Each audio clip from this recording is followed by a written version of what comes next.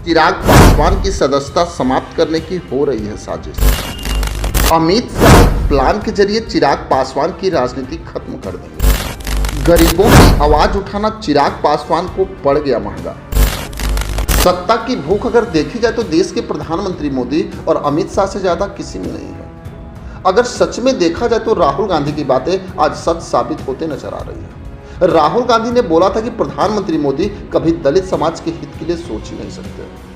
आज उनकी बातें सच साबित होते नजर आ रही है। लोकसभा चुनाव में चिराग पासवान को अपने पुत्र की तरह बताने वाले नरेंद्र मोदी को आज सत्ता मिलते ही पुत्र मोह खत्म हो गया।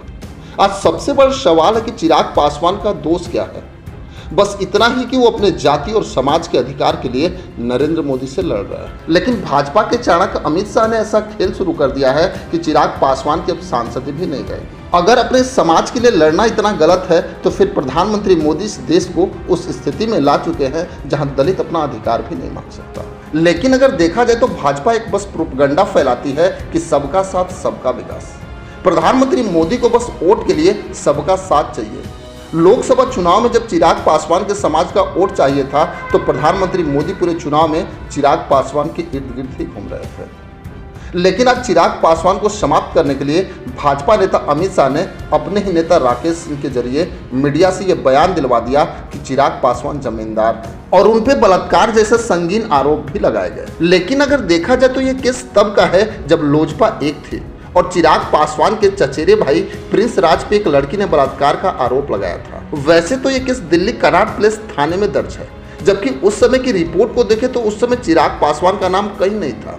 लेकिन आज भाजपा के नेता आरोप लगा रहे हैं कि उन पे केस दर्ज है और उनके पास साक्ष्य है। वहीं अगर देखा जाए तो दिल्ली पुलिस गृह मंत्रालय के अधीन काम करती है और उसके चीफ अमित शाह हैं, जिनके कहने पर उस बंद फाइल को फिर से खोला गया और बिहार के प्रदेश अध्यक्ष दिलीप जायसवाल के द्वारा राकेश सिंह को तैयार किया गया और चिराग पासवान के खिलाफ प्लान बनाया गया कि चिराग पासवान जो दलित समाज की आवाज उठा रहे हैं उसको किसी तरह बंद करा दिया जाए और चिराग पासवान की राजनीति को किसी तरह समाप्त कर दिया जाए।